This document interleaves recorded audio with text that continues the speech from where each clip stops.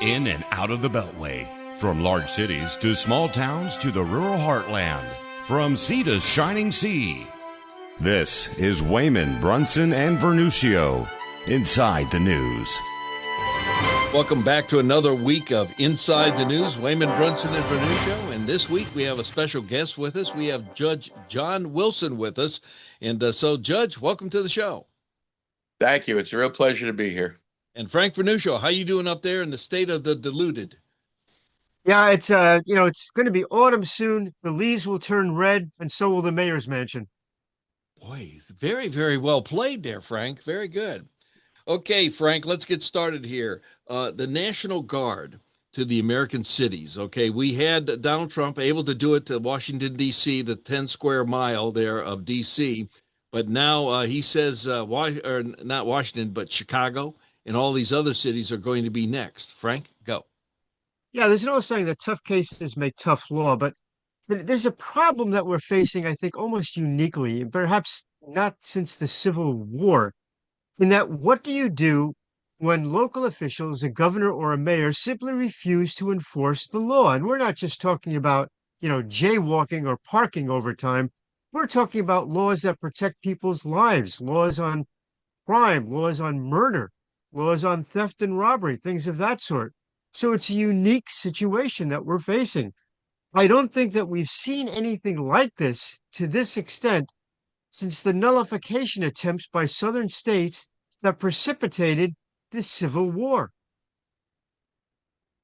Okay, Judge, your thoughts. I have been doing a little bit of research on the issue, which of course is my ballywick, and I was looking at the difference between how the National Guard is deployed in these different environments. The D.C. National Guard, as we know, is deployed in Washington, D.C. About a month ago with really extraordinary positive results. But of course, there was a lot of criticism. How could the president do this? How could he nationalize the National Guard? What is this? Legally, the president can use the D.C. National Guard because the D.C. National Guard is unique among National Guards. They're not answerable to the governor of a state because D.C. is not a state. D.C. is a federal protectorate. And as such, the D.C. National Guard can be used by the president. They answer to the president directly. The question legally becomes, what ability does the president have to federalize the National Guard of various states? And actually, that's a pretty broad power that the president does have, but it's typically restricted to times of national emergency. For instance, times of insurrection, times of domestic violence and invasions, as well as natural disasters. Now, the violence in Chicago, in Los Angeles, in many of our major cities is in part due to the influx of illegal immigrants. And these illegal immigrants have overwhelmed these systems. Many of them were promised social services and outright payments of money when they arrived and didn't receive it. So, of course, many of them have turned to crime. Many of them were criminals to start with, members of organizations such as Tren de Arrega. And those persons may fit the definitions of insurrections and or domestic violence. You will recall that the president declared Tren de Arrega an arm of the Venezuelan government and subject to the Alien Enemies Act. So the president does have some legal authority for federalizing the National Guard over the objection of these governors to combat domestic violence and to combat what is characterized as an insurrection.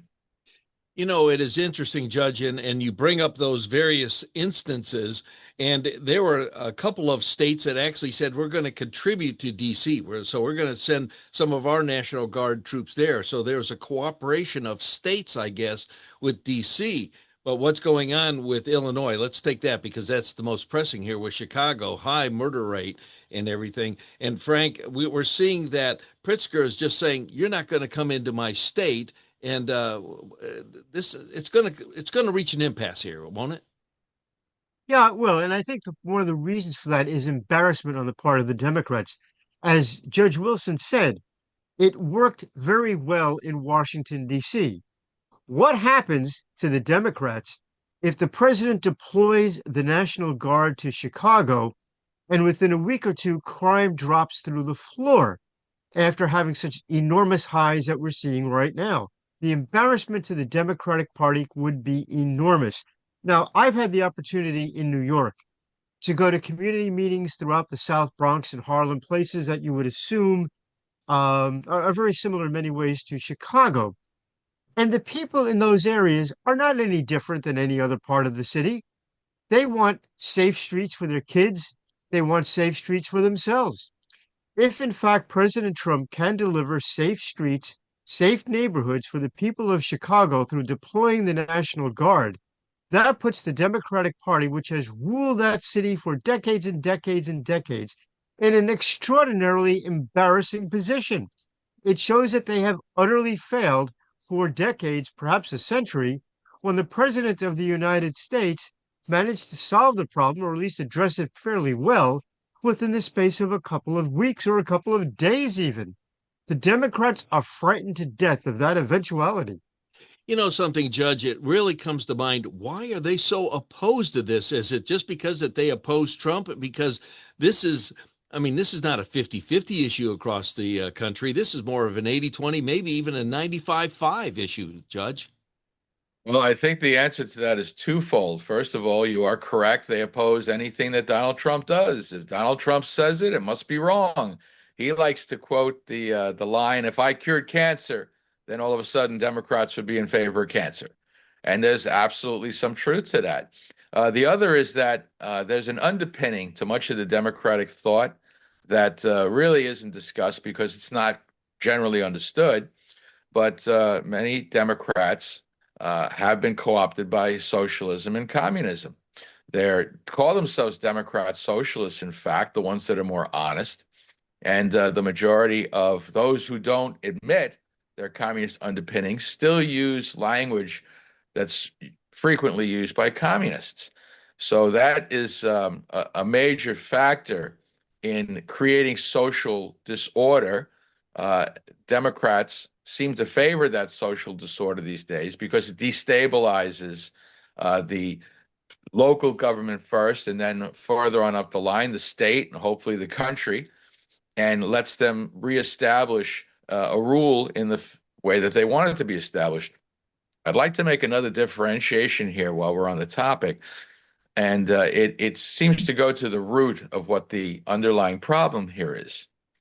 There is a real difference between how the left and the right look at this violence in these cities. The left looks at all this activity as criminal activity, and that is a worldwide viewpoint. If Afghanistan is harboring terrorists, and those terrorists come to America and attack our country, as they did on September 11, which is coming up this week, we must recall, then Democrats looked at that as a criminal act and wanted to prosecute it in the criminal courts. When the Obama administration took over the war in Afghanistan, they began sending lawyers to read the rights, and they wanted the troops to read the Miranda rights to terrorists and convince them to give up so they'd be prosecuted. What? That is look at what happened with the Clinton administration when the World Trade Center was bombed for the first time. Those persons were arrested and prosecuted for criminal acts, not for a terrorist attack on the country. Meanwhile, the right sees these acts as acts of terror committed by unlawful combatants who are subject to battlefield justice. And if you understand that distinction clearly, you can see the difference in thought between Democrats who want to handle all this as criminal activities and handle it through the courts, and Republicans who understand that terrorist activity is an invasion of our country, is an attack on our country, is an unlawful act of war. And believe it or not, there is a law of war. You know, you're supposed to conduct war in a uniform with an organized army, one country against another. There are laws on this, which of course are ignored in the breach now, but they do exist. And terrorists do not fight under a flag, do not wear uniforms. They're unlawful combatants. And so if we understand that distinction, we understand very clearly why Democrats are so intent on handling all these matters through the courts, while Republicans understand that some of these matters must be handled in an extrajudicial fashion. Judge Frank, excuse me, I want to ask the judge a question here, Judge, that uh, illegal, the terrorist organization or that definition of terrorism. But I'm thinking when you said read them their rights in Miranda, when Obama started to do that, they're not citizens of the United States. And I know that they have rights under God, that we're all human beings and there's certain inalienable rights that belong to people and themselves, but they don't have the rights of American citizens that are due them of due process. And we keep hearing that, and that's the rub in my craw. I mean, do you know what I'm saying? Yes, I do, and that's an interesting distinction again. You don't have to be a U.S. citizen to receive rights under the U.S. Constitution, but typically that's been interpreted as meaning when you're in our country, it doesn't matter whether you're a citizen or not. If you commit a crime in our country, then you're entitled to the same protections of the Constitution as if you were a U.S. citizen. It's when you're outside of the country that now the Democrat view has expanded to give constitutional rights to persons who are not only not within our country and not subject to our laws, but are committing acts of aggression and war against our country. So that distinction needs to be clearly made. It's not an issue of whether or not somebody is a citizen. It's an issue of where they're located at the time that these acts are occurring. If you're in Afghanistan and you're attacking U.S. soldiers, you're not committing acts of crime, and you're not subject to constitutional protections. You're committing acts of war and are subject to the justice you usually receive on a battlefield when you're fighting U.S. troops. You know something, Frank? It's not a country of 350 million, whatever it is, 350. It's almost like we're giving rights to the entire world. That everybody has a right, whether you're in Southland or Greenland or whatever it is. I mean, we're treating everybody as citizens of the United States, Frank. Guy, that's an interesting comment because let's stretch that out to understand what the Democrats' view of in terms of benefits.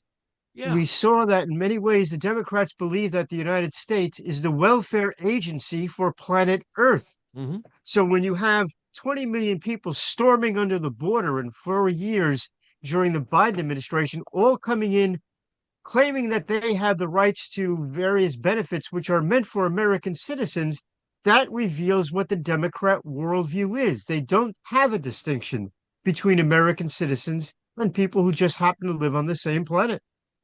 So then, equal representation, a judge, that puts a whole new world into it because we're seeing redistricting maps all over the place. It's like, okay, what district do you live in? Well, I live in the District of Portugal. Yes, that's becoming a major problem as Democrat policies reach across the globe. Uh, we're not the world's policemen, nor are we the world's government. We may be the premier country of the world, particularly since World War II, and we may be the tail that wags the dog in a lot of ways, but we have our own laws, we have our own country, we have our own constitution. These other countries have their own. Many have their own constitutions. Many have their own guidelines, bylaws, common law, whatever system they function under. And it's very paternalistic of Democrats to believe that we're going to spread our largesse across the world and help all these people who are not Americans and bring them into our country, by the way, wholesale, so that we can benefit them without, by the way, providing them with American culture. See, that was always a big strong point, that Americans could export our culture, and you saw that received and accepted all across the world. now Democrats want to seem to want to export our benefits without exporting our culture. Well, it kind of goes in with the concept that I've just discovered here recently, that during the Obama administration in the last few years, they wanted to expand it to a global reach. So in other words, it's more globalist, and that the United States would just kind of be sucked into the European way of thinking, trying to exclude Russia. And so it was all under one big grouping, and it's almost like one king overall. Well, we've got a whole lot more to talk about. We just opened a can of worms right there. Hold that thought, Judge, because we've got a whole lot more to share. This is Wehman, Brunson, and Vernuccio. We are joined by Judge John Wilson as a special guest this week, and we've got Frank Vernuccio with USAGovPolicy.com, and we're going to take a time out, and we've got a whole lot more yet to come. Grab that cup of coffee. We'll be back. You're listening to Wehman, Brunson, and Vernuccio, Inside the News.